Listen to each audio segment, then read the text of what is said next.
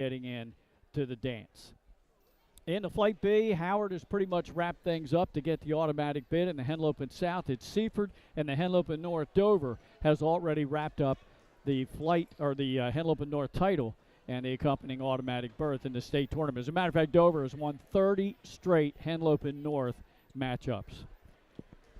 Let me bring in my broadcast partner, Nick Alessandrini. And Nick, we've seen these two teams rather recently because we've had a lot of good Flight A matchups. So we've seen William Penn under Coach Lumpkin, and we've seen Rod Griffin and the St. George's Hawks. Should be a good matchup. Yeah, this is going to be a fun one, Glenn. I know going through the year, we've been very fortunate with some of these games that we've been able to broadcast and how good that those games have been. It seems like every game that we put on the channel seems to come down the stretch or to the final possession or down the wire. So it's been a great year for boys basketball here in the state of Delaware. The parity this season is absolutely insane, so it's going to make for a very fun postseason.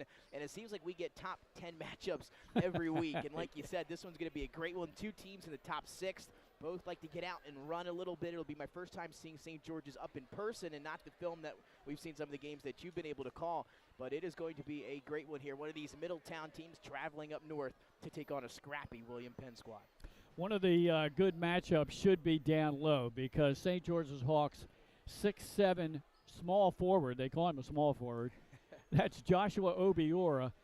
They nickname him Giannis. He averages a double-double, 17 points, 13 rebounds, and 5 rebounds on the offensive window against probably Andy Webb, the 6'4" senior for William Penn, who has scored 31 points and grabbed 16 boards in the last 2 games. I like to give stats. If you can't get overall stats for the year, who's hot coming in and down the stretch? That should be a really good matchup. Yeah, it should. I had a chance to do the William Penn Howard game over the weekend. Andy Webb was our 302 player of the game. He was phenomenal on both ends. He covers so much ground down there. He's a rim protector, but he can get out and contest some of those shots on the outside. He was phenomenal as a rim runner in that game. A few top plays, and you mentioned Obi Hori there. You mentioned the Giannis, number 34. I guess that's why he wears number 34. He looks like a young Giannis when the Bucks drafted him. He's got that same build, you know, the skinny frame there, and he plays a little bit like the Greek Freak, so this is going to be a fun one. All right, the officials for our ball game are Shannon Daniels, Irv McGee, and Lane Drexel, our referee crew for the ball game here tonight. Just about ready to go for opening tip. Hope you enjoy this one. Thanks for checking in here on YouTube and viewing the game along with Nick and I and the other Nick Halliday, up on camera. Double duty for us tonight, Glenn. We'll have a game on the boys' side. Then later on at 7:15, our game of the week, First Aid Orthopedics between number 1 Ursuline and number 2 Zamford. So a fun Thursday evening of basketball. Yeah, and Nick, after this one, I think is hustle on up the road and join the crew for that one. That's right. There's our opening tip, controlled by the Hawks. And we are underway here. The Hawks in the dark uniforms, the road jerseys and shorts, and then, of course, the home unis for the Colonials, white with red trim. And there's our matchup right there. We talked about it. Shot partially deflected in the lane. A block there by Coates. Quickly down in the corner. Contested 3 was actually blocked. Pass right out in front of us, down in the right corner. And that one anticipated and almost stolen. Saved at the end by William Penn. Now I'm looking down at the roster. Maybe, Glenn, you've had a better idea on some of these numbers, but I don't have an 11. I don't have a 34. So it looks like Obiora has gone from 34 to 24. Exactly, That's yeah. right. I noticed that, too, when he came out and we were talking about him. And I said, well, wait a minute. What'd you do here? So there's a number 11 out there. I'm sure you've got that taken care of. But they look a little like the Dover Senators with these black and dark blue jerseys here for the Hawks. Handling the rock right now is Riley Garlick. He dishes off top of the circle. Good defense. These are 2 very good defensive ball clubs. And again, a little bit of change in the starting lineup today for William Penn. You've got Jabir Johnson in there, as well as no Zaire Gibson. Deep 3 ball on the left wing. No good. Skying for the rebound for St. George's. That was Womack. They call him M. Of course, he started on the football field, too. Talking to William Penn on Saturday in the game against Howard, Zaire Gibson not active in that game as well, and kind of just asked if he was under the weather. They said yes, sure, and that was kind of what we got on Saturday, but he was not even on the trip. But it's good to see him on the bench here at home. That sure is.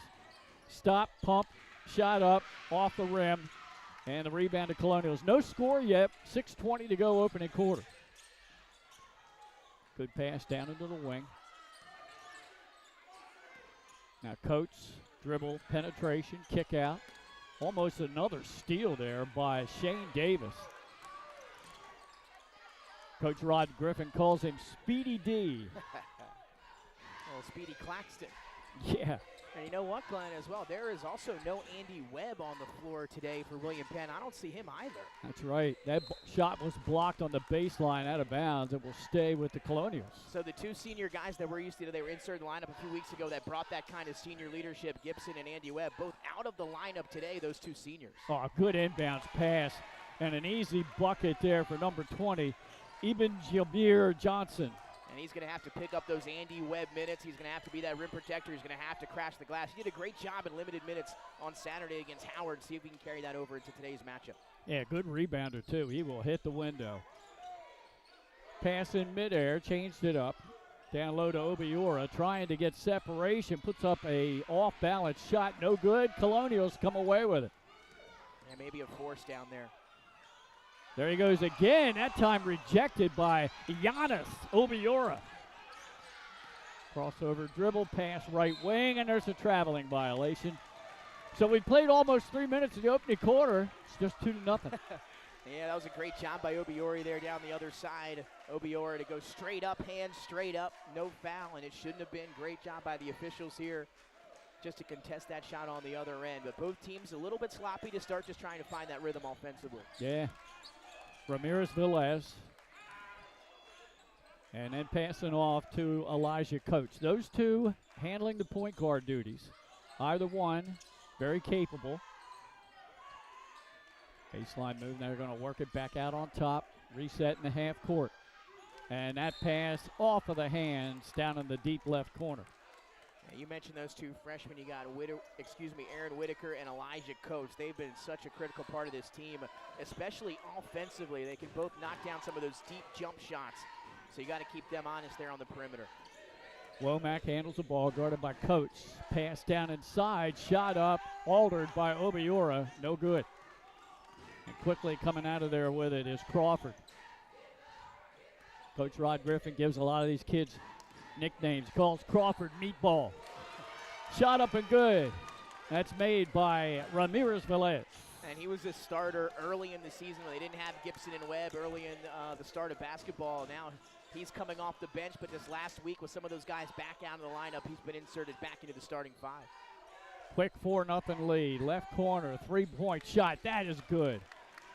And that's a make there by Shane Davis. That gets St. George's on the board. Oh, good penetration. Dish off, but the shot was altered. Quickly down the floor with the right hand. That's rejected. And ball out of bounds. And that's, again, Kendall Riley Garlick, who Coach Lumpkin called maybe one of the most talented or the most talented freshman in the state. And I talked about it on Saturday. The part that impresses me the most about number one Riley Garlick is the defensive ability at such a young age. He's got the body and the size already as a freshman and a very high game IQ. And he's one of the best on-ball defenders that I've seen this year. He's done his share of scoring the last two games, too. 25 points, and he's collected 17 rebounds in those two wins. The Hawks have won 4 in a row. And they're trying to wrap up the Flight A title with this win tonight if they can get it. Good defense again by the Colonials. Little give and go there. Left-handed runner, that's up and good. And that's Womack. Again, through contact for Womack. Again, he was a big part of that team last season for St. George's. As we have, I believe, an unforced turnover on the freshman Riley Garlick. But that's a big chase all the three a little while ago, and now St. George is starting to get into a little bit of a rhythm. Yeah, Riley Garlick that time. Looked like he slipped a little bit, lost his footing, and then lost the basketball. So, Colonials jumped out to a 4-0 lead. Now it's a 5-0 run for the Hawks. With 3 minutes to go in the opening quarter. Low-scoring affair here. Womack dribbles in, passes off to Obiora. He's deep in the baseline. He had the ball stripped. Coates 2-on-1. Extends to the right hand and scores, and it's 6-5 Colonials. That's a nice move at the basket that time by Coates. Able to sheet that defender very subtly with that off arm and then able to finish as he was fading away towards the baseline. Great use of the backboard. Nice take. Obiora had it stripped away again. Goes right to a teammate. Baseline jumper fails. Ramirez Velez stops, waits for his teammates. They didn't have the numbers. Down to 2:15 and counting opening quarter. 6-5. Colonials lead. Ramirez Velez shot back at the rim. And the rebound goes to Giannis. And Ramirez Velez, that's his game, the mid-range. So already 1 of 2 today from that spot. That one doesn't fall. I'll tell you what, great defense on Obiora. They are really doing a job on him. That shot deep behind the backboard, no good. And to your point, Glenn, without Andy Webb, who's on the bench right now. Yeah. Him and Gibson both here. They are dressed just on the bench. 3-point shot, a little strong. Obiora with a rebound. He averages 13 a game. Pass down in the corner, contested 3, misses everything. Obiora tried to clean it up, shot up, no good. But he drew contact, and he'll go to the line. Yeah, surprised that one didn't drop there on the putback attempt for Obiora. Again, if you check out the top plays from a day or so ago, he's on there in the top 5 with that baseline flush. And again, he talked about that length. He's got it in spades out there for sure. He's turned into a pretty good free throw shooter, too. He's got that soft touch, allowing for bounces off the rim. Makes the first, ties the game at 6. Not sure who that foul was on. They didn't post it here. No, I missed that one. Second attempt for Obiora. Makes them both. So now a 1-point lead for the Hawks. And you and I have talked about all these close games and battles we've had down the stretch. Defense, rebounding, free throw shooting, That's right. The key to going deep in the tournament. The big 3. Ramirez Velez just trying to draw contact there. Now Obiora, who can handle the ball, goes all the way in strong, but again has a shot altered. Putback attempt, no good, and a foul committed. I believe that was Jabir Johnson. Yeah, I think so. Again, as you saw, Amir Rhodes go back up with it. The big sophomore hit by Jabir Johnson on the way up. I believe that's the first on Jabir Johnson. But again, officials doing a great job letting them play a little bit today. We've seen a lot of that coming down the stretch, Yeah. Nick. About the only game we didn't was that 45 foul game. I think it was Apo Odessa. Yes. That's right. But you're right about that. I think we've seen some great officiating, at least in the games that we've been at. Letting them play, letting them be a little bit physical. Amir Rhodes That makes time the right call to foul. both of his foul shots. So the largest lead now in the game, only 3 points for the St. George's Hawks. It's 9-6. Looks like they're going to spread it out and put some pressure on this. Coach brings it up to midcourt. Now they back off. 60 seconds to go opening quarter. Ramirez Velez swings it around. Penetration, kick out. Defense collapsed, and we've got to call a reach-in foul. That'll be the first against the Hawks. Yeah, Whittle's little jam step, able to beat the defender with a quick first step of his own. Got downhill, and the help defense had to come. Got a hand on him.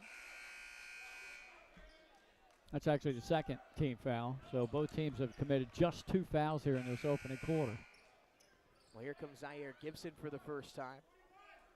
Yeah, and also coming in for the Hawks, number 23 that we don't have on our roster sheet. So Switching up the jerseys on us yes, today. I have to have a little talk with Coach Rod Griffin. Must be the alternate black and blues they've got on here. Could be. I think a foul down on the baseline. Yeah. Trying to think who 23 could be. I think Harold Best, who's normally number 13. No, he's out on the floor right now. I thought he was a little bit taller. Do you have a number? Yeah, it's Walmack back in the game. Yeah. Oh, good extension that time, and a shot made by Riley Garlick. So strong for a 9th grader. Wow. 1-point game as we count down to 30 seconds. Let's see if Coach Griffin wants to hold for final shot of the quarter. Nope, they're working it into the baseline. A lot of traffic there. Put back, altered, and Penn comes out with a rebound with 18 to go. Swing it around the perimeter. 10, Ramirez Velez. denies the screen. Penetration, shot, back of the rim, would not go. 3, 2, 1, and that's it. The end of one quarter. We thought it would be a close one. It is. It's 9-8 at the end of one. We'll be back in 30 seconds for the second quarter action after this. First State Orthopedics has 46 physicians and 22 physicians assistants at 16 locations across the state of Delaware. We provide both surgical and non-surgical treatment for a variety of orthopedic conditions, are specially trained in current state-of-the-art techniques. We serve as team physicians for over 20 high schools, Wilmington University, and many local recreational and competitive leagues. Our doctors are readily available to all local emergency departments, medical aid units, and urgent care centers for consultation and treatment.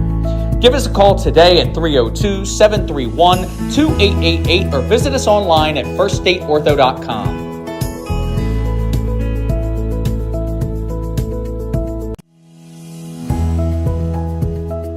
First State Orthopedics has 46 physicians and 22 physicians assistants at 16 locations across the state of Delaware.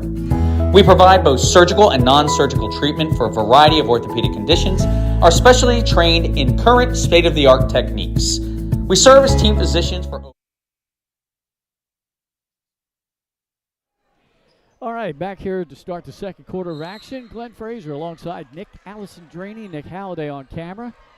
And we have a tight one here at William Penn as the Hawks lead the Colonials 9-8 going into the second quarter of action. It will be Colonial basketball. 4 different players scored for both teams in that opening quarter. 3 points is the scoring leader right now. Oh, good anticipation of the pass and a steal. Breakaway all the way down left hand. Almost got the and one. Going to the free throw line will be Emery Womack. Womack has 2 points in the game. And a quick team foul to start the second quarter, Nick. I think we went deep into the first quarter before the first foul was called. That's right. Got like 2 or 3 down the stretch. And again, officials starting to tighten things up a little bit. Womack makes his free throw. So we talked about the important things, defense, rebounding, free throw shooting, to have a success and go deep in the tournament. So far in the game, and I don't want to jinx him. Let me hit it. See, go ahead, Am, and shoot your second one before I say anything. I did it anyhow. It happens. Yeah. They were perfect from the line, 5 for 5. And I'll get another shot at it, Glenn. Lane violation here against William Penn, so the jinx isn't on just yet. Okay. Well, yeah, that one was pretty strong there. Yeah, Obiora, Rhodes, and Womack, all perfect from the line. Well, broadcasters jinx. And now into the game, Glenn, we've got the seniors both back in for Penn. Andy Webb now anchoring the paint alongside Gibson as well. Okay, interesting that they didn't start. Must have been a coach's decision. Who knows? Maybe he liked different matchups. Good pass. Oh, unselfish basketball there. And on the finish, number 12, who I don't have on there either. We'll say Coach Ron Griffin's got to be pleased with that one, right? Textbook, crisp passing. You pass up a good shot to get a great shot. And they certainly did there. A nice leave down on the block and an easy finish. Great half-court offense that time by St. George's. So we've got a number 12 and a number 23 we're not sure about. It's going to be a nice little walk to the scorebook at halftime for us. Yes, it sure will. 12-8, and the Hawks have tied the largest lead of the game, 4 points. William Penn took a 4-0 lead to start the ballgame. But I expect this one's going to stay within a 2-possession game the whole time. Looking to go backdoor pass there, but overthrew his teammate. Yep, a lot of velocity on that one. Tried to get, it was a good look, was open coming around the back door on the baseline, but just a little bit too much on that one and over the head of his teammate.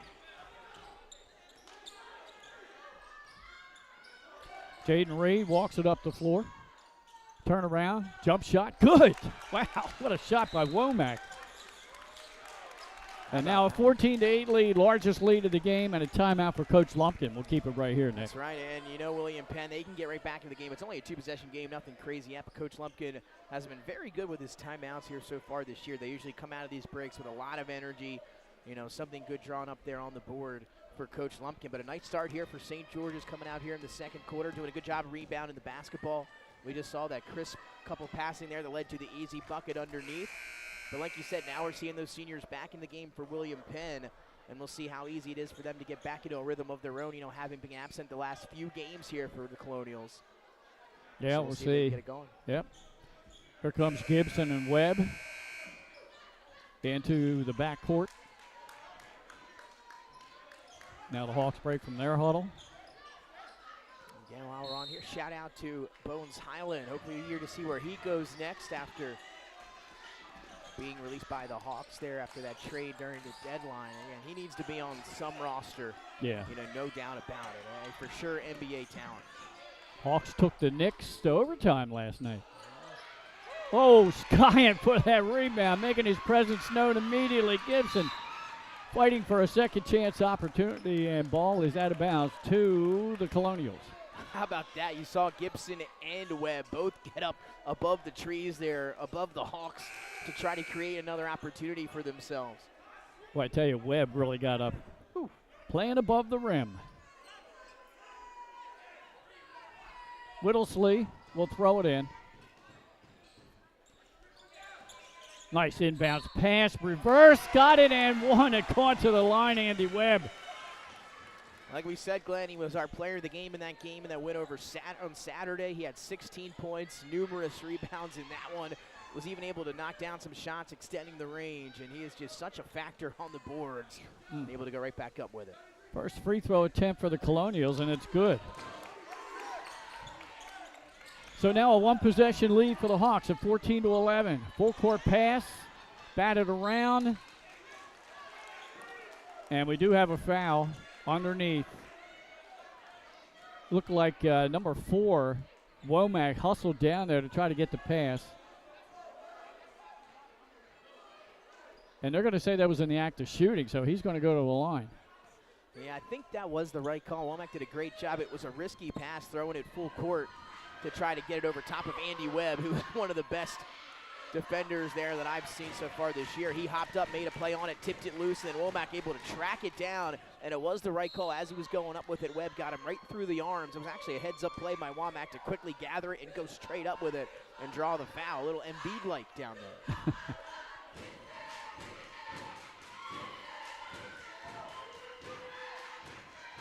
Womack, money on that one. He is now 2 for 4 from the line. Back to a 4-point lead. Webb stopped baseline, missed the shot, and who's the ball going to stay with? I think it's Hawks. Yeah, that's what I thought. I was waiting to see if there was some kind of contact call down there as the Colonial player went out at that nice pass to Obiora, double pump and makes it in the lane. Thought he might put that behind his head and slam it down there, Glenn, but a nice job by Obiora, and here we go again. There's a steal. Shot up and good. Number 11, I have that number, Tyre Vicks. You do, I don't, but a nice job there by the Hawks. Again, defense to offense. And how about a 19-11 lead now? Good move, little Euro step, couldn't get the finish. Too bad, Riley Garlick. Baseline, mid-range jumper, a little strong. Webb comes away with a rebound. That was a nice job on the shot fake to get to that mid-range on the baseline. That was a nice job. Deep three, that's no good. Rebound to the Hawks. 8-point lead, they have the ball. 5:15 to go in the half. Baseline to Obiora. Has the ball smacked away on the baseline. And I think we're going to get a tie-up, and we do. You know, a cardinal sin for a big man is when you get the ball, keep it up high, right? Don't bring it back down low where the shorter guys can smack it out of your hand. You know, those big guys love to power dribble now as well, right? A little power dribble inside and go up with it that time. You can't do that around number 1, the freshman Riley Garlick. Great active hands down there in the paint, able to get that one loose. I like the inbounds play, but they came up empty. So with 5 minutes to go in the half, Colonials trying to eat into this deficit. Garlick guarded closely. Oh, and that passes over everybody and hits the scorer's table. Colonials a little extra velocity on these passes here, throwing them all which way here in the first half. But again, they'll have to settle down. They are one of the most energized teams here in the state. They play fast, and aggressive, and that time some of these passes just getting away from them a little bit. Looking like Patrick Mahomes on Sunday. Off the glass, no good. Colonials tried to run, but boy, the Hawks got back quick. And that's what William Penn's been so good at this year. All the way down, drawing the contact. And Riley Garlick, with a dribble penetration, will get to the line. There, you're talking about Mahomes. I saw a funny post on social media, and they said if he had Allstate instead of State Farm, he wouldn't have been hurt by mayhem. That's good. I haven't heard that one yet. Oh, my gosh. And I had the Eagles defense swarmed around him and get ready to sack him. Oh, man, that was some game on Sunday. Oh, what a dominating game. Never would have thought. You know what? I didn't either. I had a few people, that I've talked to, and people that I trust say that they thought the Eagles could win by 2 scores, and maybe I was just being, a little nervous heading in, but I did not think that was going to be the way that things go. I knew they were the more talented team, but with number 15 on the other side, right? He only has lost a few games that aren't one score in his career. He's only been blown out once or twice coming in, and the Eagles made it 3 times. What a performance. Yeah, good anticipation there, and a steal by Coates. Jump shot off the side of the rim. As previously, both free throws by Riley Garlick were good. Dribbling all the way down, good extension. No, trying to get the putback. He hung on the rim with a left hand, trying to roll the ball in with the right. Yeah, that's something you can't do, but you're not going to see many people even attempt that because of the length of OBR. Not many people can do that, but that was an incredible play. They're not going to. That's not sticking, is it? All right, they're going to get together and discuss this one. Like you said, he had the ball in his right hand. He grabbed the rim with a left, and he was trying to just, get that ball up over the edge of the rim. Now they're going over the table to talk about it. Yeah, I'm not sure how that could stand, but again, I'm not into the specifics of the DIAA rule book. Yeah. And, they change things so often these days. The officials, again, getting together. Our officiating crew, Shannon Daniels, Irv McGee, and Lane Drexel. Still talking about this one, so yeah, there has to be, maybe we can get an explanation. And Coach Lumpkin, he wanted that tech right away. They're not going to give it to him. So basket, though, will not count as we expected, but no tech. Yeah. The ball will stay in the possession of the Colonials, though. Down by 6. They were down by 8, and now they mess up the inbounds pass. A turnover, and the Hawks will have it. It's not going to make Coach Lumpkin very happy. Right in front of him, too, where the ball was turned over. Yeah, he already wasn't happy about the non-call. That added insult to injury. Flowed right into it. Good defense out high. And causing the turnover. Good hands. Strong move, and off the glass, and good by Whittlesley.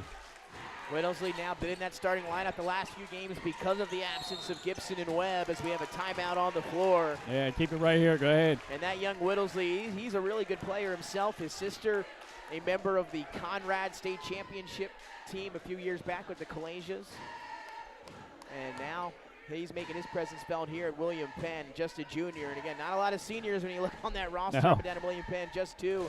And of course, Ramirez, Velez, Gibson, and Andy Webb. And William Penn, one of those teams like St. George's that's been hot as of late. And again, if you look at Coach Ron Griffin's group, the success that they've had this year, the most I would say in a regular season since Bones was in a Hawk uniform. Yeah, we talked about if the Hawks win this game, they clinch the Flight A. If William Penn wins, 5 teams in the Flight A will have 2 losses. And we'll briefly go over that during the halftime break because it's interesting. I'm not sure how all the tiebreakers will work, but it's like they all beat each other up. It's like all those Middletown schools down there. Yeah. Quick shot beyond the arc. Obiora tried to keep it alive. They're going to give it to the Colonials. That was a good box out by Andy Webb. Obiora going over the top, and I think giving him the benefit of the call there. So it was an 8-point lead. The Colonials have whittled that down to 4. And they can get it to a 1-possession game here. 3:30 to go in the half. Coach spin move at the free throw line. Dishes baseline. Kicks it out. Right wing. 3-point shot. That's money. And now it is a 1-possession game. On the shot was Whittlesley. Whittlesley wide open for three. Nice find from Gibson. The pass right into the pocket of Whittlesley. Catch and shoot for three. There's a whistle. And an offensive foul called to Whittlesley on a 5-0 run himself. Again, one of those guys that comes off the bench, but in the starting lineup here in the last few games, and he's really played very well for William Penn down that stretch. Approaching the 3-minute mark here in the half. 19-18, the Hawks lead. But it's a 7-0 run right now for the Colonials. That pass deflected by the length of Obiora. Baseline pass, skying up in the air. Webb, the putback is good. I think Webb got it cleaned up his own mess, didn't he? It was him or Whittlesley crashing the boards. It might have been Whittlesley as well. I think you're right. Let's credit him there, and now he's on a 7-0 run. Look at Whittlesley having himself a nice stretch here down the first half. That three is up off the mark, long for Vic. Oh, good pass down. Oh, and the shot was blocked. Looked like he was going up for the dunk. Now the up and under. He drew contact and gone to the line. Andy Webb, persistence. Yes, he is. Aggressive, persistent, relentless is Andy Webb. Down there was, in the previous possession, Gibson tried to air it up to him for the alley-oop. It didn't get there, tipped away. And then this time Webb with a few opportunities, and he was not going to be denied at least getting to the line. First shot is good. So not only have the Colonials come all the way back on a 10-0 run, but they now are in the bonus for the final 2:25 of the second quarter. I'll tell you what, this William Penn team going to be dangerous for years to come. Yeah. With this young lineup, and having a chance to talk to Andy Webb on Saturday after the win. You know, he was all excited saying, yeah, we've got a young team, but this is my last go around. He was like, it really, this season really matters. And he's looking forward to the playoffs. And I tell you what, Gary Lumpkin always has his team peaking at the end of the season. That's right. A few years ago when they made that championship against Sally's, nobody had them in that matchup. Nice pass from Obiora and the dribble penetration and the score by Shane Davis. And makes it a 1-point game as we have a whistle before the shot. I thought we had a whistle. Yeah, we did. I was like, I know I didn't hear that. That was loud enough to get through the headset. Unless a fan brought a whistle in here. Yet the play continued on. There's that relentlessness out of Andy Webb. Yeah. So Elijah Coates at the free throw line. Also the fifth foul there as well. Gotcha. Both teams shooting well from the line in this ball game. I'm telling you, every time I say that, Nick, they miss. It's uncanny. Let me shut my mouth. William Penn fans, they were okay with that earlier when I put the hijinks on St. George's. All right, they're saying do it again, Glenn. He made it. See, I didn't say anything. Coach makes 1 out of 2. He has 3 points in the ball game. Colonials up 2. Hawks with the ball under 2 minutes to go.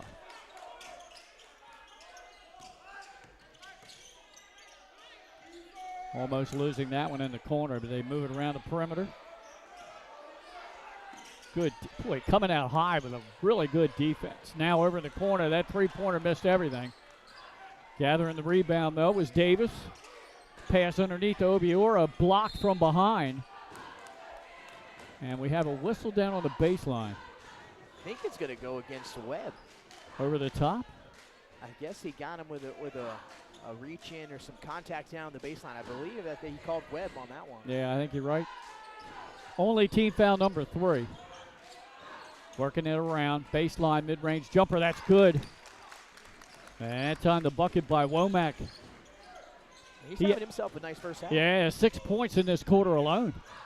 All the way down. Strong with a left hand up and in. Number 4 on both ends. That one, Gibson for William Penn.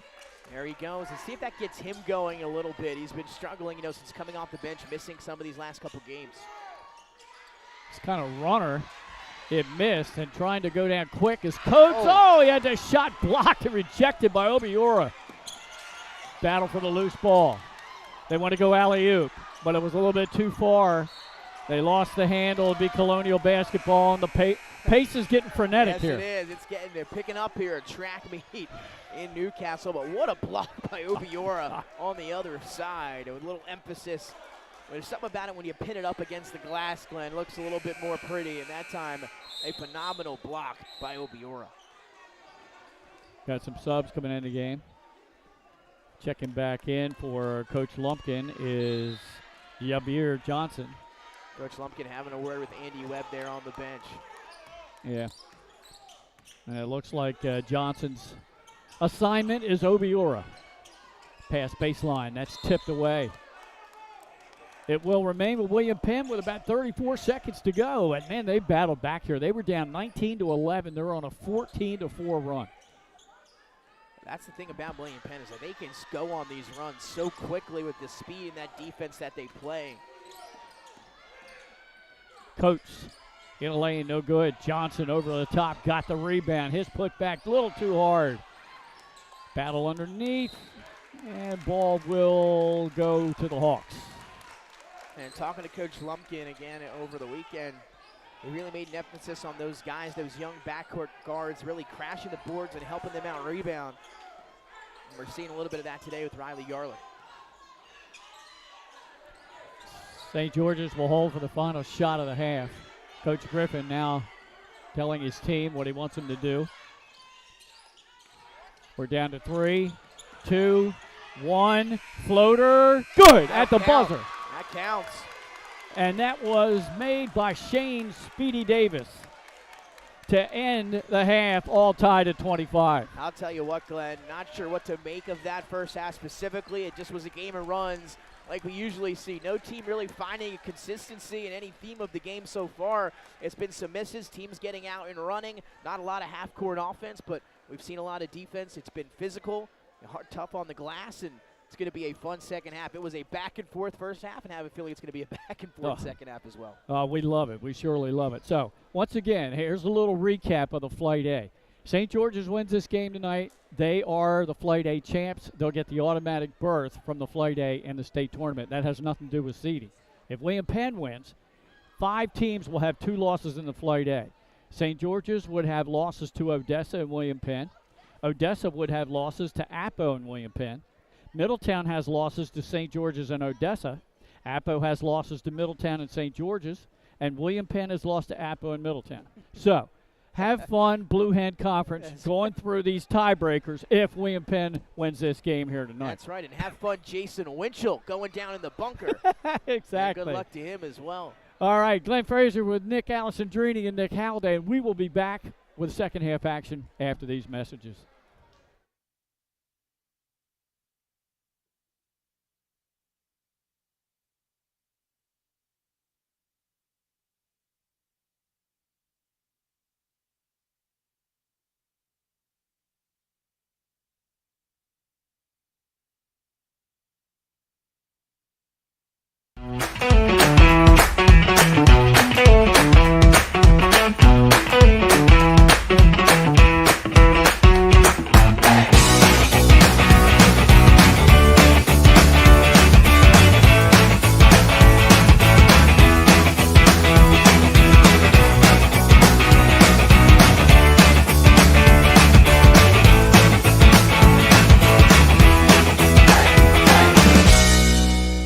Get the assurance that your HVAC system is what you need with Ambience. Ambience provides you with over 25 years of experience in the heating, cooling, and plumbing industry. The team at Ambience Heating and Air Conditioning provides high-quality residential HVAC installations, maintenance, and repairs in new and older homes in the Delaware, Maryland, Pennsylvania tri-state area. You may not realize it, but half of your energy costs go to heating and cooling. Make sure your energy dollars count and call us today for a free estimate. 302-239-HVAC. 302-239-4822. Welcome to Premier Physical Therapy and Sports Performance. We're a locally owned outpatient physical therapy practice with convenient locations in all 3 counties in Delaware. At Premier, we have experienced physical therapists with advanced credentials, but their hospitality, passion, and enthusiasm is what makes the difference for you. Find our convenient locations at premierptsp.com. You may have tried physical therapy, But have you tried Premier?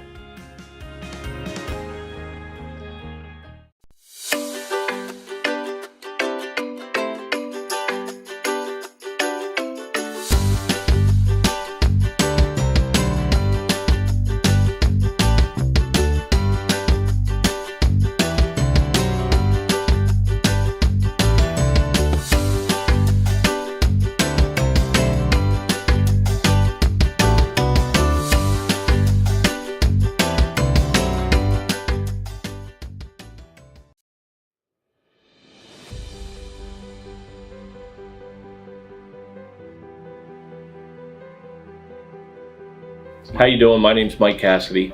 I'm the founder and president of Cassidy Painting. I started back in 1984, incorporated in 1986.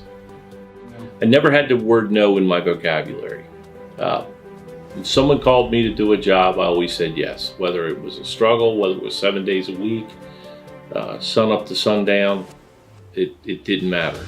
And with that philosophy, we were able to grow to the size we are. We employ close to 80 individuals. We really enjoy being in the family business. I look forward to coming to work every day, and it's so nice to work with the people that we work with in the office. We've really become a family with them. We really create a family experience around here.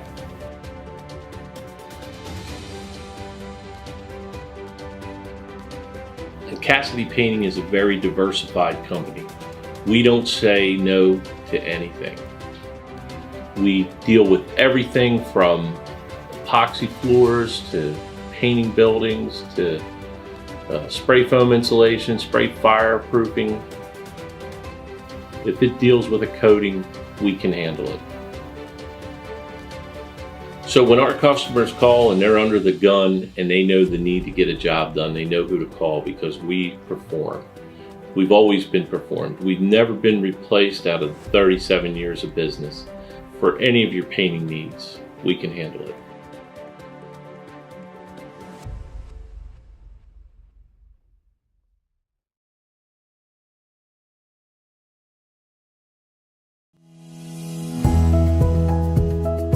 First State Orthopedics has 46 physicians and 22 physician's assistants at 16 locations across the state of Delaware. We provide both surgical and non-surgical treatment for a variety of orthopedic conditions, are specially trained in current state-of-the-art techniques.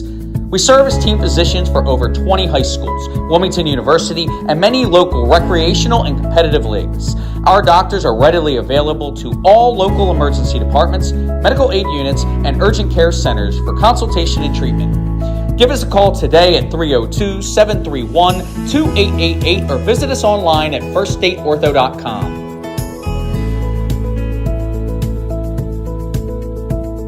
Your home, your community. It's not just where you live, it's where you belong. At Dover Federal Credit Union, we understand what it means to be local. We started here, and we're not going anywhere. We're as local as it gets, and we like it that way. We're not just a financial institution, we are the local credit union that you can trust. Local people, local decisions. Dover Federal Credit Union.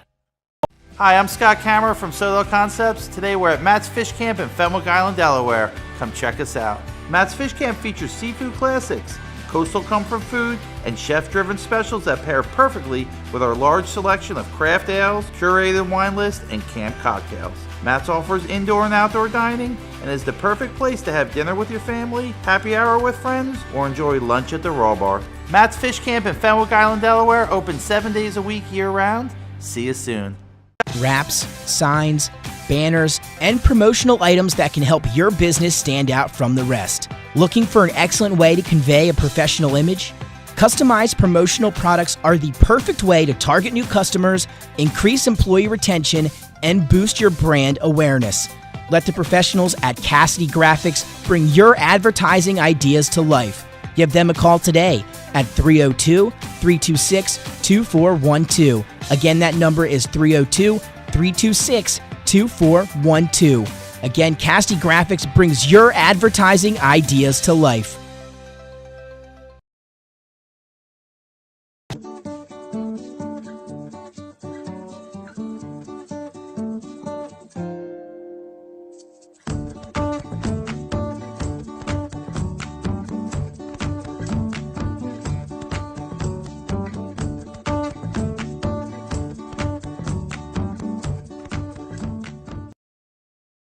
I would always pass by Ferris on Kirkwood Highway, so I knew that they existed. We stopped in the showroom.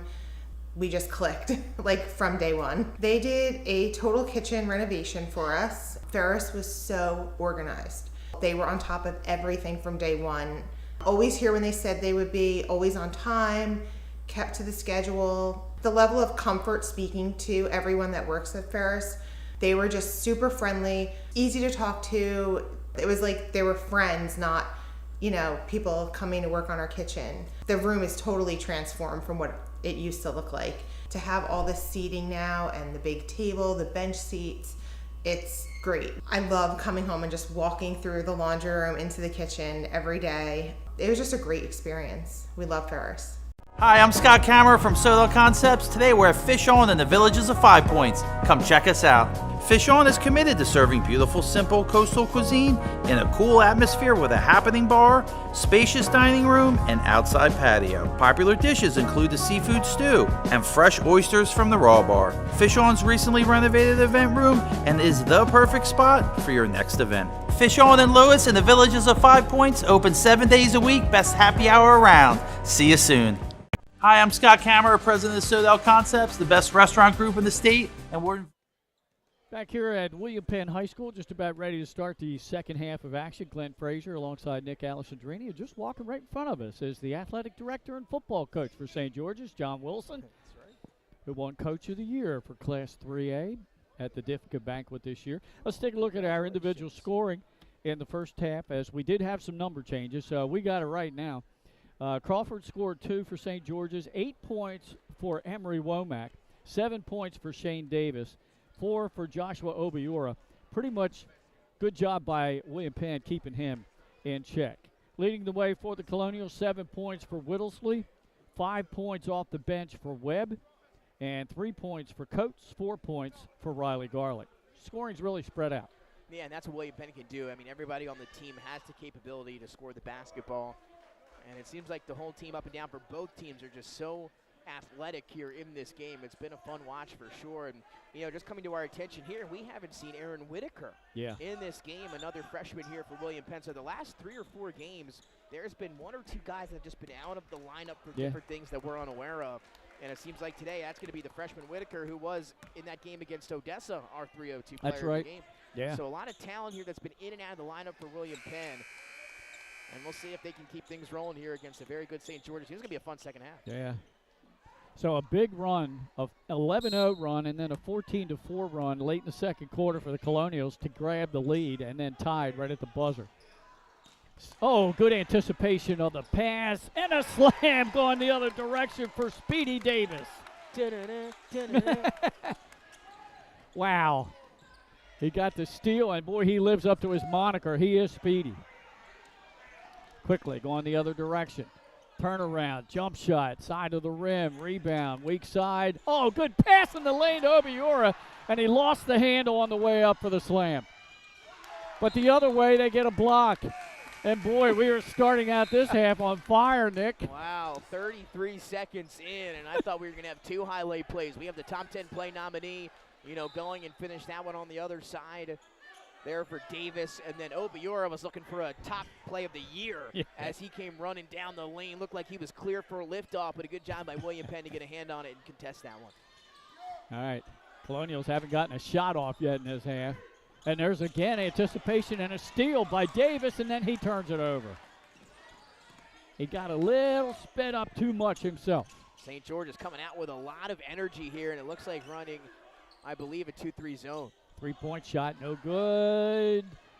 Battle for the loose ball finally won by the St. George's Hawks. So I believe a change. I don't think they played that zone defense there in the first half. So I think that's the switch Coach Griffin had here to start the second. There we go. Obiora finished that time. Not as emphatically as he was going to previously.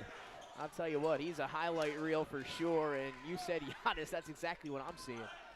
Step back, 3-point shot, left wing. That's too strong. Obiora with the rebound. And if you're St. George's, you're okay with Webb taking that shot. But that is a shot he can hit.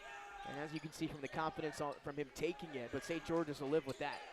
Pass down in the paint. Obiora put it on the floor. Now he lost the handle and he lost the ball. I think he stepped on the baseline. Yeah, I think he did. Coach Rod Griffin, he's kind of confused. What's the call here? And somebody called a timeout, it looks like. I believe they're going to give a timeout to William Penn, potentially. I guess. The officials talking to head coach Griffin of St. George's. I think Coach Griffin asking maybe when they had possession to call the Right. timeout, something there on the far baseline. Either that or something that happened a few minutes earlier, but I believe a timeout for Coach Lumpkin and William Penn there. Yeah, Coach Lumpkin trying to figure out how to combat this pace by St. George's come out here in this third quarter. And I tell you, Shane Davis, Speedy Davis, that fits him to a T. My goodness, he's fast. He was. I mean, that anticipation on that first play, jumping the passing lane, picking it, going coast to coast. A quick leaper towards the end as well. Got up off those feet quick to slam it down. Speedy Davis, or like I said earlier, Speedy Claxton. Yeah. I thought he was just going to lay it in with the right hand, and no, he's going up strong and flushing that thing. Pride of Hofstra. The pride, yep. We are 2 minutes into this frenetic third quarter. Pace is slowed down just a tad right now. Strong move in the paint, floater up, back of the rim. Rebound goes to Davis. And it seems like it's taken Gibson, you know, and you would expect that when he comes off the bench, he missed a few games, not really into his rhythm that we're used to seeing offensively. Good hands and a steal there by Riley Garlick. Now we got another whistle on the far side of the floor. They're going to give the ball to the Hawks. They turned it over, right? Yeah, William Penn with the turnover. Some more subs here for Coach Lumpkin. Gibson now back to the bench. But I tell you, it has to be tough on Coach Lumpkin, right? Coming through these last couple of weeks of games, and it seems like you have a different starting lineup each and every game. They've had 2 or 3 guys that have been in and out of the lineup here this last week or so. And props to Coach Lumpkin and that coaching staff. I saw that game that you broadcasted with Howard, and goodness sakes, what would they jump out to a 20-4 opening lead or something crazy? I mean, they really can hit you fast with that defense, with that speed. It turns into points, right? They love to get out and run. They did that early in that game against Howard. Howard battled back towards the end because they like to play a similar way. And that was a fun one, just like this one here tonight. Howard, another team, Flight B champs with one more win, and another team that could go all the way. You don't know. There's another good hands and steal, and this time they use the glass up and in and good. I'll tell you what, St. George's is playing like William Penn does here in the second half. It's the defense to offense, clogging up the passing lanes and getting out and running. Overall, an 8-0 run. Nice extension that time by Webb. Got his own miss. Got it again. Put back, no, but he drew contact. And he would go to the foul line. Relentless, Mr. Webb. There he is, right, battling on the glass. Not the first, not the second, but the third and fourth opportunities is what's going to lead to Webb with a chance to put some points on the board for his team as he heads to the free throw line. But again, Webb in some of those games that we've done hasn't really had a counterpart on the other side that can match up with him lengthwise. And it seems like today Obiora is that guy. He's doing a good job limiting because we've seen Andy Webb dominate the paint and the glass here in some of these matchups. Not happening today. Does a good job of getting to the free throw line, but Obiora has been a match for him. He made 1 out of 2. He's 4 for 5 from the line. Battle for the loose ball, and we've got a reach-in foul, I believe, called on the Hawks. And now Coach Lumpkin wants a tech because a dunk the other way after the whistle. Yeah, I'm not even sure if he dunked it. I mean, if you're a coach, right, you have to lobby for it. But I don't think that had anything there. I don't even think he dunked it. He just scored late. It was a late whistle. I don't think there's anything there. And they're not going to call anything on that. But the Colonials will have the ball down 5. They've scored just 1 point here in this third quarter. It's been a nice start for the second half for St. George's. They're sitting back in that zone, and they've been able to pick apart these passing lanes. I tell you what, that was almost another reach-in steal for Davis. He's so quick, and he has length. Deep down in the corner. Cross-court pass. Riley Garlick goes baseline. Strong move. Rejected. It's rejected by number 12. And we've been told that's Jaden Reed. Zone defense, they're doing a great job limiting William Penn on the glass and also on the dribble drive there as that helped defense coming over, getting the block. Baseline jump shot. A little too strong, but drawing the contact. Going to the line will be Tyre Vicks, who has 2 points in this quarter. So St. George's scored the last bucket of the first half. They went on a combined 8-0 run, and that was finally snapped by the free throw by Webb. I'm going to say that has to be the only points in the second half for William Penn. Have to come at the line, right? So Again, it's been St. George's that comes out with the energy out of the locker room. William Penn's been a phenomenal second-half team, especially right in the start of that third quarter. But today it's St. George's who goes to that zone. They were very active defensively, and nothing easy now, trying to force William Penn to shoot over top of it, which they can do, but very quick with that zone defense, limiting and contesting those shots on the last possessions, forcing some turnovers and getting some rebounds and getting out and running. Second attempt on the way, makes them both. So I tell you what, really good free throw shooting display in this game by both teams. There have not been that many misses. I know earlier in the year, William Penn was hitting at about a 58% clip. The last week and a half, they've increased to 66% from the line. Pass underneath, and we've seen that 3 or 4 times already out of the Colonials. That time going back down low to Jabir Johnson. Right now they're going twin towers in the lineup with Webb and Johnson down low at the 4-5. So trying to get some rebounding, some rim protection in there for William Penn. And St. George's is countered with their own twin towers and Reed and Obiora. That's right. 7-point lead and the ball for the Hawks. We're down to 3:30 to go in this third quarter. We were tied at 25. That's good hands that time by Coates, but he lost it out of bounds. Again, he's having himself a great year, is Coates. One of those freshmen with him, Riley Garlick, and then, of course, Aaron Whitaker, who we talked about, but not in the lineup today. I don't see him on the bench either. Yeah. Little press here at midcourt. They break it into the paint. Good dish off to Obiora. He went up strong, and he got fouled. Johnson will commit the foul. There was a whistle late. Don't think it was anything, though. But what a pass by Womack as he got downhill. A little Derek Coleman no-look flip behind the shoulder right into the arms of Obiora, who, again, would have maybe thrown it down or finished if it wasn't for the foul by Jabir Johnson, who, again, a good foul if you're William Penn. It would have been an easy two, but what a look from Womack over the top on the dribble drive. Yeah, it sure was. Obiora went to the line in the first quarter, and he made them both. I say we just haven't had that many misses. Womack has missed 2, and that's it for St. George's. Coach has got to love that as well for Coach Griffin. Is that a dog in here? I'm not sure what that was. As Obiora makes the first. So we talked about the misses. Only 2 free throw misses for both teams.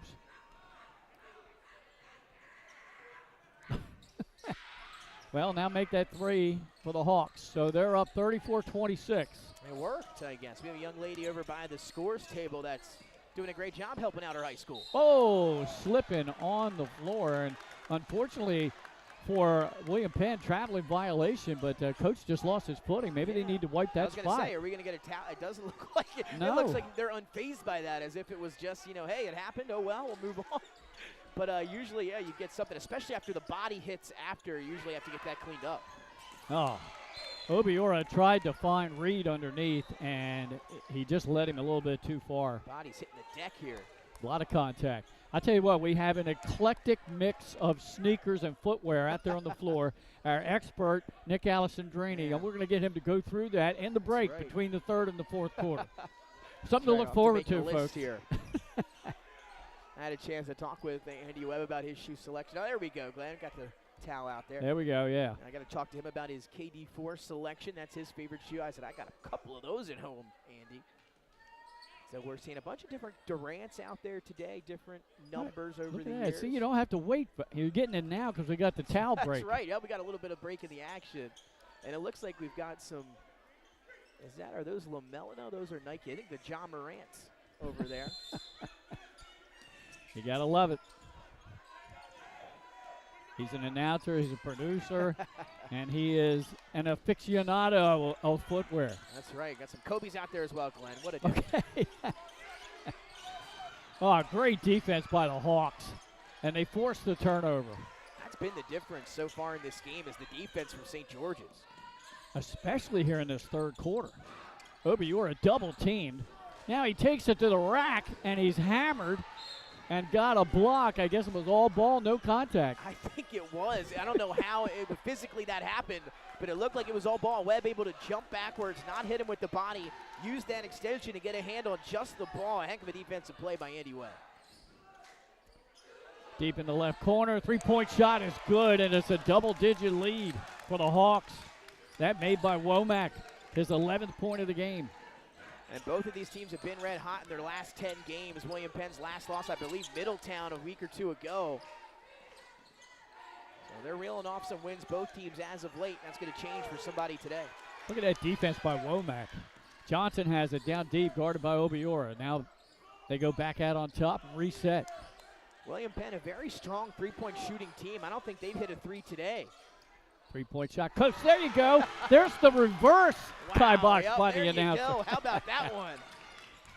Coach from downtown gives him 6 points on the game. And we almost had a touch on the pill. I would have let that one fly had I gotten it, Glenn.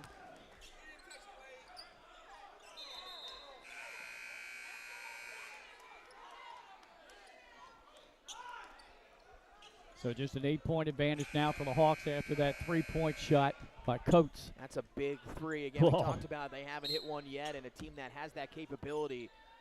And they needed that one desperately to match St. George's.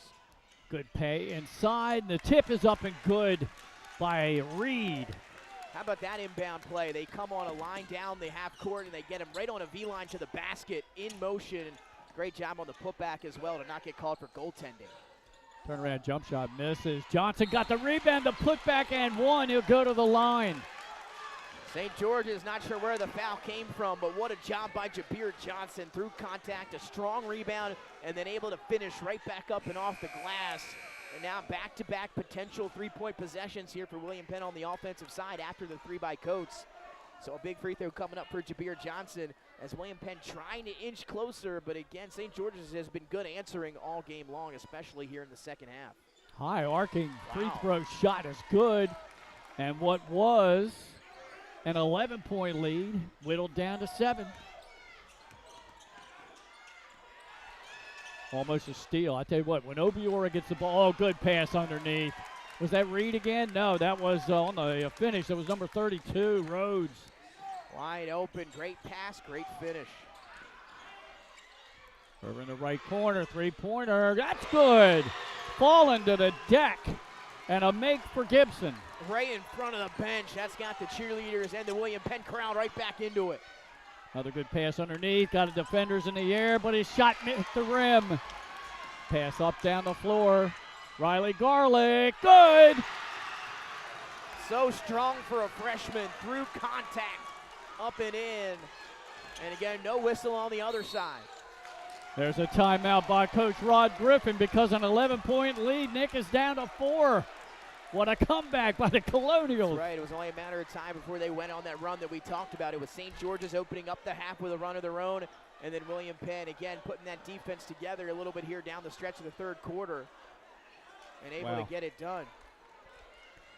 We've seen both teams do this in the game. First quarter, back and forth. Nobody led by more than 4 points. Second quarter, William Penn jumped out to a big lead. St. George's came flying back to tie it at the buzzer.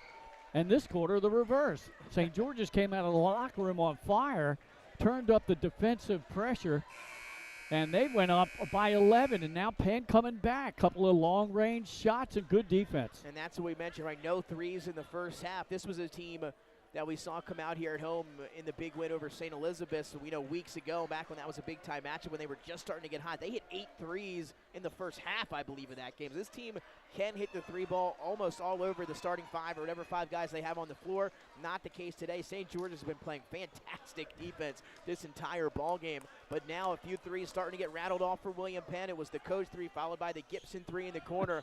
And if those start to fall, that deficit's going to start to shrink. And we'll see if St. George's, though, can continue that rhythm because they've been good offensively throughout. Not too many droughts on the offensive side. You're going to need a bucket here. We'll see.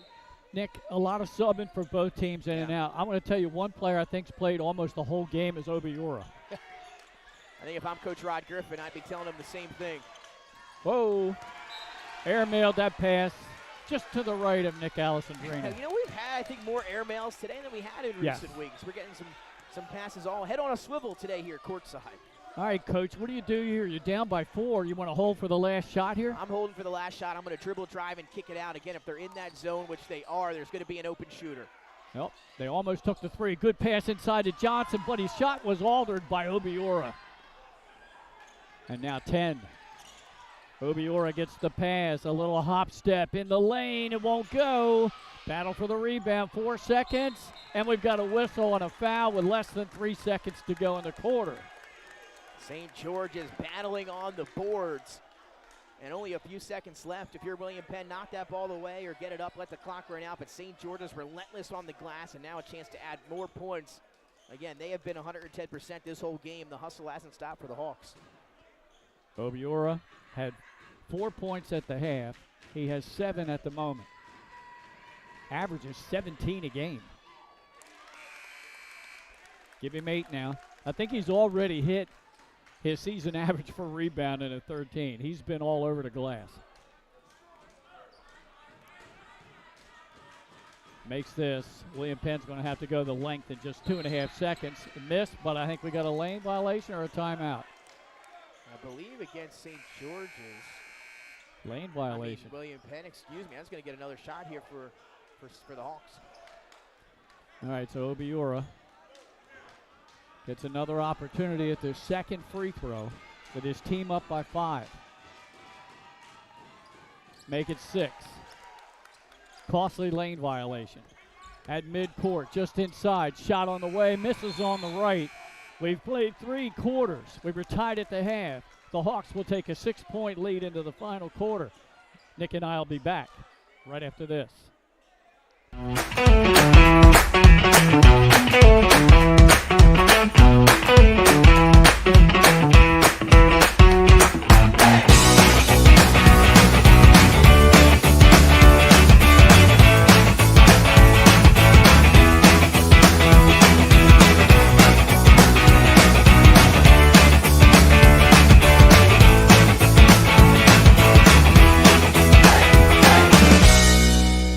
Get the assurance that your HVAC system is what you need with Ambience. Ambience provides you with over 25 years of experience in the heating, cooling, and plumbing industry. The team at Ambience Heating and Air Conditioning provides high-quality residential HVAC installations, maintenance, and repairs in new and older homes in the Delaware, Maryland, Pennsylvania tri-state area. You may not realize it, but half of your energy costs go to heating and cooling. Make sure your energy dollars count and call us today for a free estimate. 302-239-HVAC. 302-239-4822.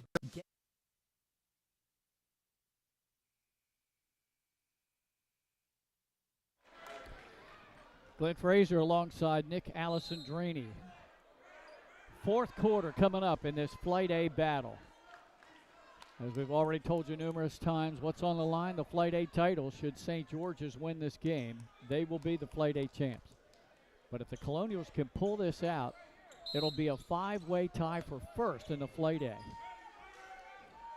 6-point lead for the Hawks. They have the ball.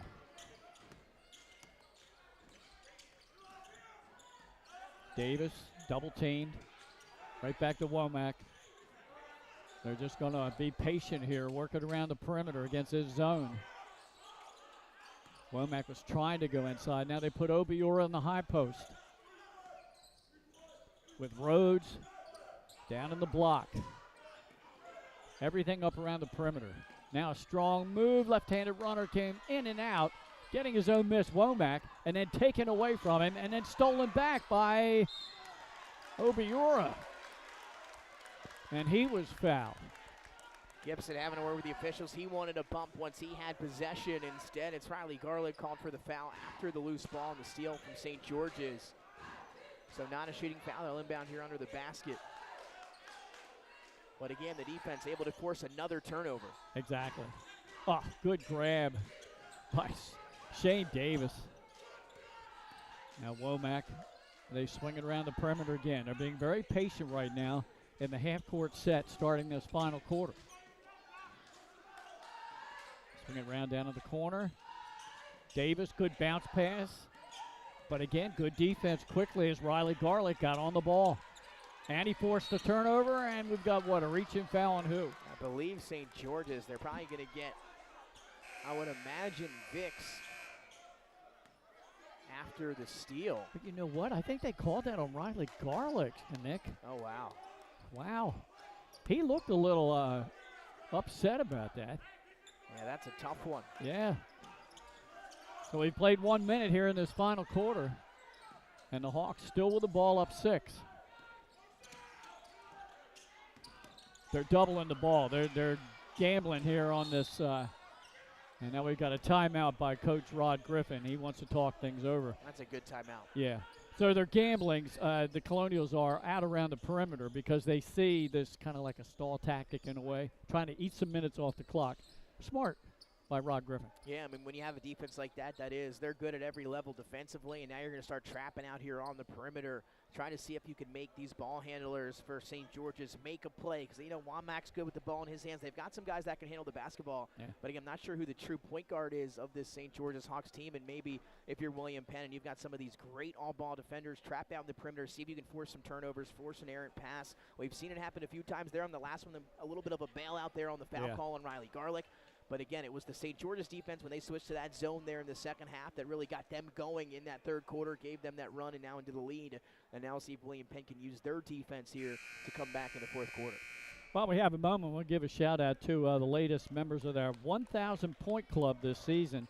Jamir Crawford from Dickinson and Khalil Kemp from St. Mark's, who formerly played at Caesar Rodney, transferred up to the St. Mark's Spartans. Those are the latest 2. That makes 10 so far this season that have hit the 1,000-point mark for their career. Congratulations. Congratulations. All right, coming out of the St. George's timeout, Hawks still with the ball. They get it into Obiora. He's guarded by Johnson.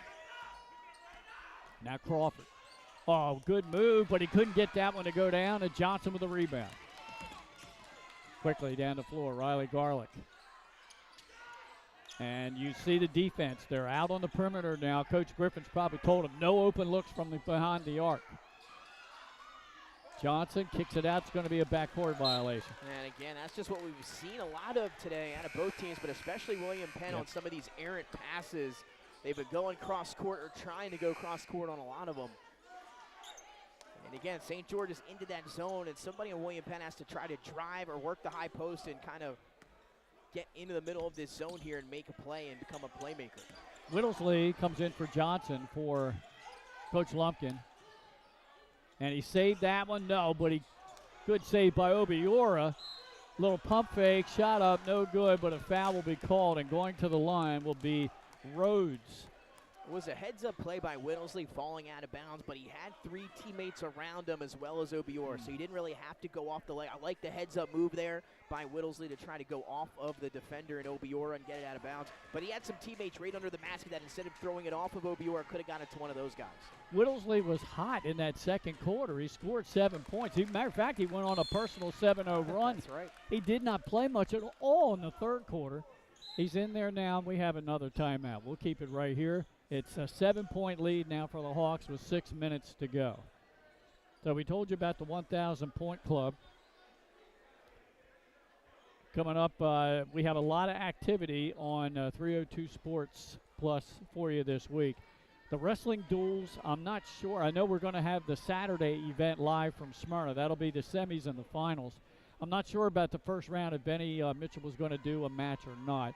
Now, you have a game after this one, girls number 1, number 2. That's right, yeah, going to have a nice crew over there alongside the coach John Kaleja, former Conrad state champion. He's going to be on the call for that one as well. Going to be a Fulman Ursuline Sanford every year is always either a 1 versus 2 or a 1 versus 3. So just another year where these two very talented programs are going to battle it out. And of course, they always play a second time, most likely come the state tournament. So this is going to be a fun one to see where both of these teams are at. Ursuline, you know, your defending state champions. Gigi Banks, one of the best, if not the best here in the state. And obviously, you know, Taylor Brown alongside her this year. And she's just been fantastic for the Red Raiders. And then next week is the final week of the regular season of basketball. We were going to do the rescheduled Dover-Salesianum rematch of the state championship game last year. But they put that on President's Day in the middle of the day at 1 o'clock, and most of our crew works full time, so we can't bring that one to you, unfortunately. Right. And not here, unfortunately. No. Second free throw rattles around and goes in. So now an 8-point lead for the Hawks. William Penn's got to find a way, Nick, to get some offense going. They do indeed. There's and a steal. Not going to do it. Davis, but then his pass was batted out of bounds. That'll negate the fast break.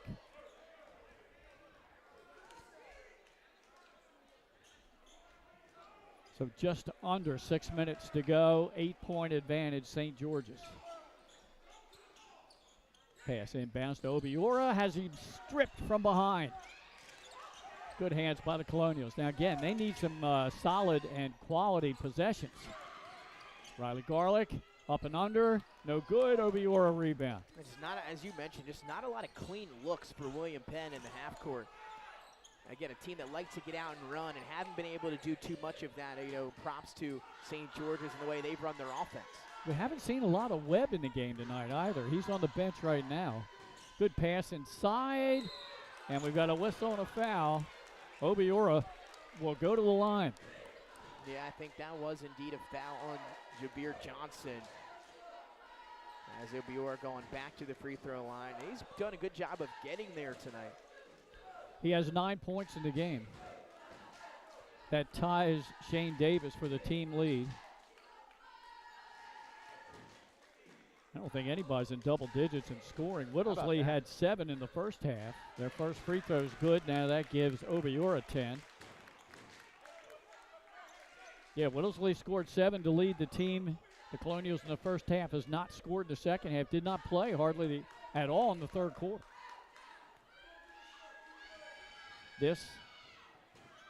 And that gives a 10-point lead with 5:16 to go for the Hawks. They trap in the backcourt.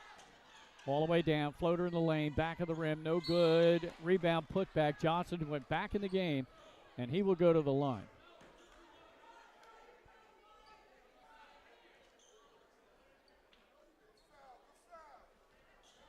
Put Johnson at the line. Johnson in the ball game tonight. He has 5 points.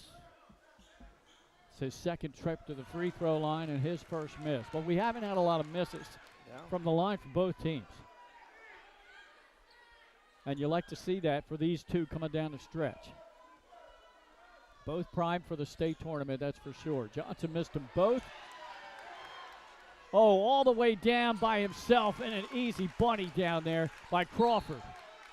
Picking cherries down the other side and able to catch the outlet and go right up with it. And then William Penn turns it over on the inbound.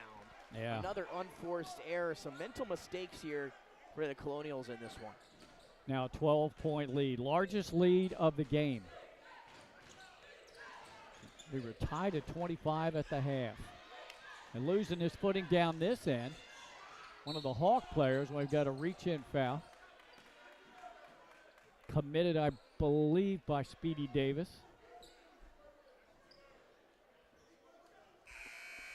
So the next foul by the Hawks will put the Colonials in the bonus. And we haven't even gotten close to the midway point of this fourth quarter. That might be their saving grace, a way to get back in the game. And now we have a whistle down the other end. I think they're going to get the Hawks here on that one. I saw it was either Davis or Crawford get up off the deck. I think they called a foul against, obviously they called on St. George's. I think it was Vic, excuse me. He's Crawford, now heading to the bench. Yeah, Crawford goes to the bench. Remember, he changed his number. He's number 11 now. Oh, that's right. Got these road That's jerseys right. that we don't have on the website. Hey, William Penn, can they come back? In the paint, Euro step. High floater is up and good by Coates. See if that can get him going. Halfway through the fourth. 8 points now for Coates. Cuts the lead to 10. We had a whistle down the other end. Kick out of bounds. Ball stays with the Hawks. Pressure. This time they make sure they got Johnson back deep to guard the brim. Hawks break the press. Obiora fakes the baseliner. Goes in for the slam. It was partially deflected, but he was strong enough to follow through. And most of the time he will be. Give him 11 points now. That jump shot no good. Johnson with the offensive rebound. The putback would not go. Tipped around, and the Hawks come away with it, up by 12. This one's starting to get out of hand a little bit unless the Colonials have a comeback. Good pass by Obiora, but the bunny was missed. Come back the other direction. Coast to coast, we've got a foul, reach-in foul on the floor, I think before the shot. So that puts the Colonials in the bonus. And the aforementioned Webb is back out on the floor. Still 3:42 to go. A lot of time left, but St. George's now again with that double-digit lead, making things tough on the Colonials here down the stretch. Scores table reminding the officials that was the 5th team foul. Actually, both teams are going to be in the bonus for the final 3:42. It should be the. He should be at the line. Gary Lumpkin, right? Yeah, he's arguing that point as well. Nevertheless, strong move in the paint. Good dish off to Johnson, but he was stripped from behind by Womack. Yeah, but they're going to leave 4 up there. And I'm not sure. Maybe we're off a foul or not, but you did see Gibson do the shooting motion as if he thought it was the 5th as well, so maybe we're all off for 1. Yeah. Inbounds pass to Coates. Webb shoots it high over the defense. Tipped by Obiora, but right to the Colonials, and then Johnson went up, and we had a whistle underneath. Couple missed bunnies right at the hoop again for William Penn, but Jabir Johnson giving William Penn good minutes here. Back on the floor with Andy Webb, and as you mentioned, Glenn, not a lot of minutes for Webb here tonight, or at least it's not as many as we're used to seeing. Yeah. But Jabir Johnson has been strong on the glass in his minutes tonight for William Penn. 5 points for Johnson, high arching free throw. He's now missed 3 in a row.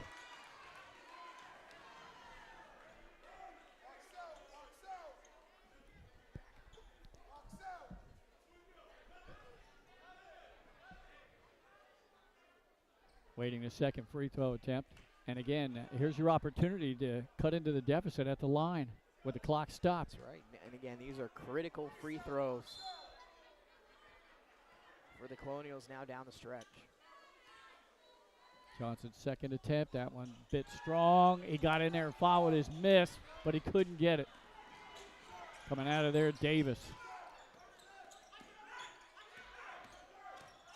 Womack all the way down, side of the rim, kicked out, and the Hawks battling, but coming out of there is Coates. Bounce pass, tried to get that through 2 defenders. He couldn't do it. Looks like the ball's going to stay with William Penn.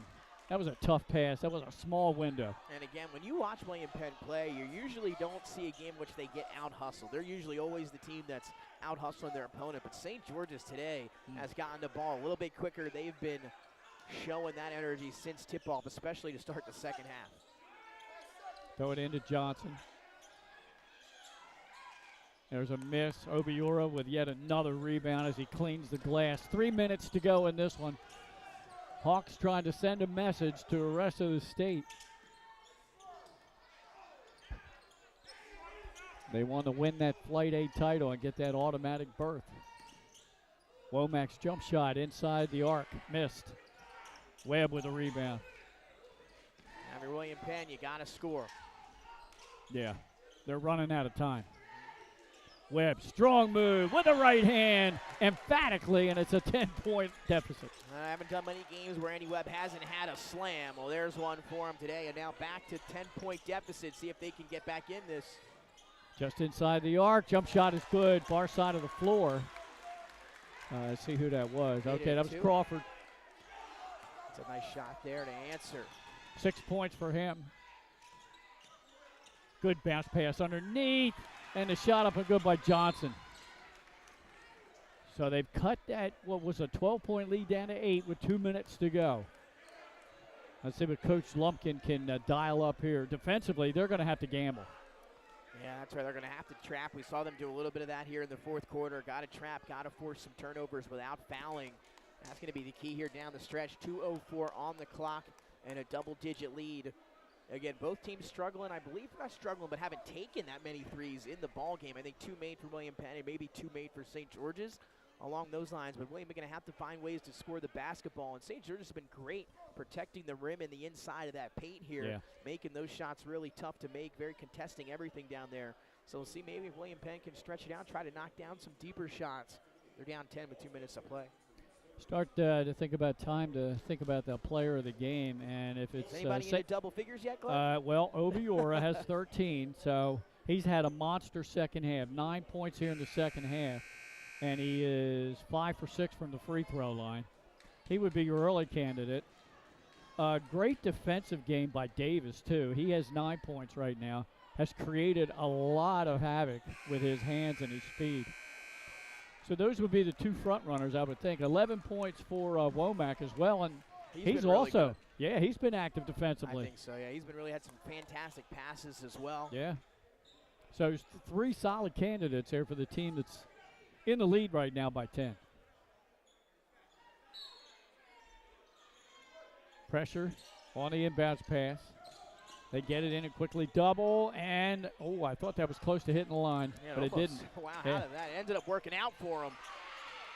Nice rebound, a putback up and in by Reed. And William Penn just can't get the stops they need. St. George's has been relentless on the offensive end, finding ways to score. And you see the defense is out around the perimeter. They're not going to let them have a good three-point look. Nice, off the rim and good. That shot in by Coates. And that's the right move. You're absolutely right. Coach Griffin got to lock up the perimeter here with short time. And now take time off the clock here on offense. 10 points by Coates. Nice pass on the break, and it rolls in. That was a good feed by Womack. And the finish by Reed. Yeah, that's going to make things tough now on the home team in William Penn. St. George is just finding buckets throughout the second half. They were almost unstoppable on the offensive side, and that's, I have to say, a lot of their points, almost all their points, in my opinion, have to come from in the paint. Yeah. We look at William Penn. They had 1 3-point shot made by Whittlesley in the second quarter. Gibson got 1 in the third, and Coates had 1 in the third as well, and that's it. Coates at the free throw line, contested shot, back of the rim. And the ball out of bounds off of the Hawks. But now they've changed it to a tie-up because I think the officials were undecided on who that ball went off of. The possession error going to keep it with the Colonials. Yeah, but only 1:12 to go. 72 seconds, you got to score 12 points and get stops. That's the key. That's been it. They have not been able to get any stops. Coates. I thought they were going to take a 3-point shot there. They do not. And there's a reach-in foul. Both teams over the limit. So a bad foul if you're St. George's. That's what Coach Griffin doesn't want to see, right? You're up by 10, only a minute to go. Yeah. Or 12, a minute to go. That's the last thing you want to do. But Gibson out of the free throw line, a chance to get this thing back to 10. And now a timeout, I believe, for Coach Griffin's group, and a word with our officials. Well, I haven't been able to keep track of the foul situation because they don't post it on the board it's been here. Tough today. And I'm not sure, but Crawford might have fouled out. Oh. And the numbers haven't helped either. Yeah. So out on the floor right now for the Hawks, Bradshaw comes back on the floor to join Obiora, Womack, Reed, and Shane Davis. Colonials counter with Johnson, Webb, Coates. First free throw good at the line by Gibson. His first points in this quarter. And also on the floor is Riley Garlick.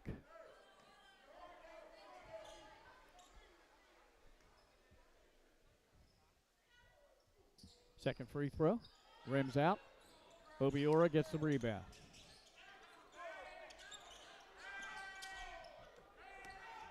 Quickly down the floor, Davis. I think Coach wants him to get it back out, needs some help. Finds Obiora in the lane, and he makes the shot. Give him 15 points. What a performance by St. George's. I think that probably was the nail in the coffin. Dish off to Johnson. He barely got that pass. He drew contact and will go back to the line, but unfortunately, the line hasn't been kind to him. 1 out of 6. Yeah, and that first free throw he made was up nothing but net and has struggled since then. But what a performance by the Hawks here, coming on the road. Not a quick trip up here to Newcastle to take on a very tough William Penn team, a team ranked in the top 5. And St. George's, just from start to finish, had the energy. They were great defensively. Yeah. And William Penn really couldn't get anything going on the offensive side. It was that run that the Hawks had in the third quarter, put a little distance between them. 1 out of 2. I think we got a lane violation. It's the third lane violation against William Penn today. Yeah. Uncharacteristic. I tell you, I haven't seen a lot of those all season. Yeah, I haven't either. Except a few times on William Penn. Yeah. I think those guards like to crash maybe a little bit early. Not sure what it is. Well, barring an unbelievable comeback here, the Hawks are going to win the Flight A title. 25 seconds, pass in the paint, a little flip, a little finger roll in the paint for Obiora. 17 for him. Adjustment in the air. I'm telling you, he's got some skill, the big fella. And now the crowd and bench starting to get into it for St. George's. Because they know this is the Flight A title. When's the last time they won that Flight A title? I'm not sure if it's been since, it has to be Bones, right? And if they even won it. Oh, yeah, got to be. So it's been a while. Turnover to the Colonials, but only 12 seconds to go. I see a 61 up on the board. Reminds me, in girls basketball in the state this year, only one girls team is averaging more than 60 points per game, and that's the Smyrna Eagles. They got some talent offensively on that team. 3-point shot, that's no good. Rebound to Webb. Put back is good, not contested. They didn't need to. So Webb scores there. And that will do it. Your Flight A champs from the Blue Hen Conference, the St. George's Hawks, as they go 7-1 in the Flight, and they improve their record to 14-4 with just 1 or 2 games left to go, Nick. They were very impressive. My first chance seeing the Hawks up front, up close and personal, and they were impressive. The defense was there. They played great team basketball. Those big guys were long. They could protect the rim, but they can also get out and run. And they were able to knock down a few threes, but they were great on the dribble drive, and just they made the right pass almost each time up and down the floor. It started with the defense, and then they were able to ride that, especially in the second half. Joshua Obiora is our player of the game. You're going to agree on that, yes. 17 points for him, with 13 of those coming in the second half. A really nice defensive game by the Hawks, and congratulations to them and head coach Rod Griffin. William Penn, don't hang your head. You're having a great season, and the Colonials will be headed to the tournament. There's no doubt. Their record falls to 4-3 in the Flight A and 11-7 overall. We'll be back and wrap this one up right after this.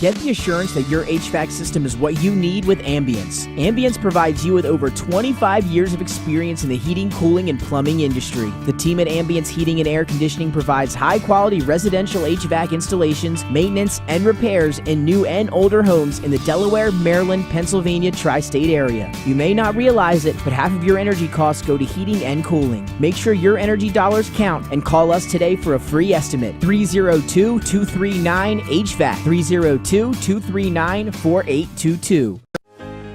Welcome to Premier Physical Therapy and Sports Performance. We're a locally owned outpatient physical therapy practice with convenient locations in all 3 counties in Delaware. At Premier, we have experienced physical therapists with advanced credentials, but their hospitality, passion, and enthusiasm is what makes the difference for you. Find our convenient locations at premierptsp.com. You may have tried physical therapy, but have you tried Premier?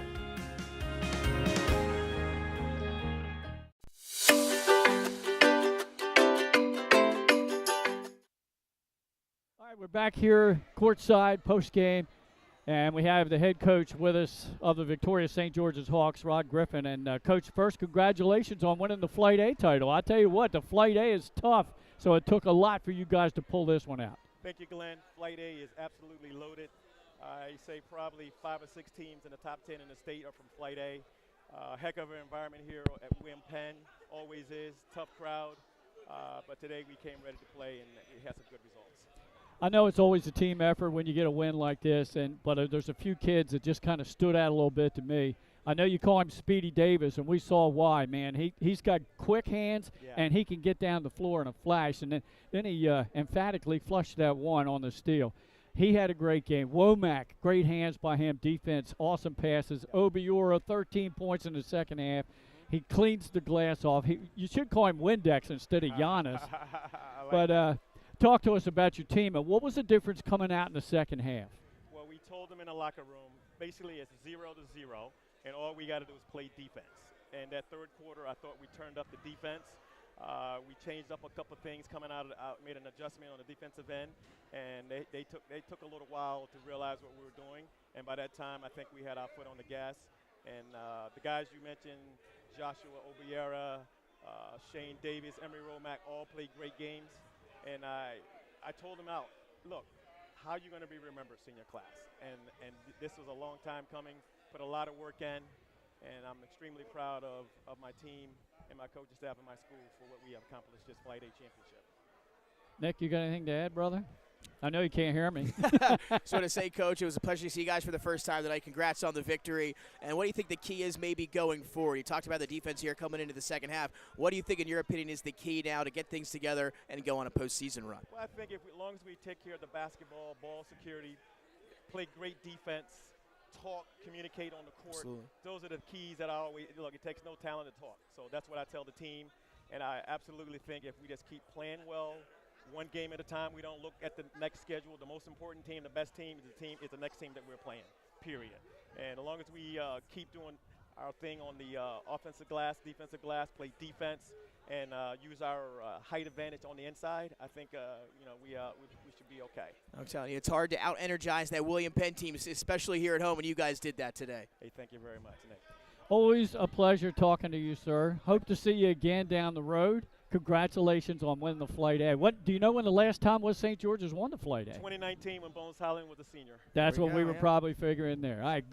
So we're going to put that banner up, and you know what? Every time you show up, we win. So I'm Oh, man. There you go. So make sure you come to the rest of my games. We'll try, Coach. We'll try. All right, thanks a lot, Glenn. Yep, Thank you. congrats. Appreciate it. Thanks, Coach. Right. Thank you. Thank you. All right, there he is, head coach Rod Griffin of the Victoria St. George's Hawks, winning the Flight A. First time in, 6 years now. Yeah, that's right. Again, it was a special guy that was here last time they were able to do it. And this team, I tell you, there's something about them. They're athletic. They're long.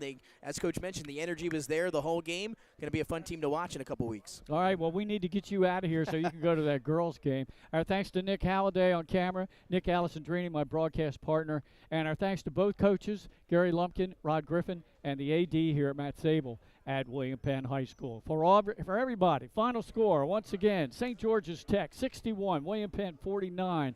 Thanks for viewing this on 302 Sports.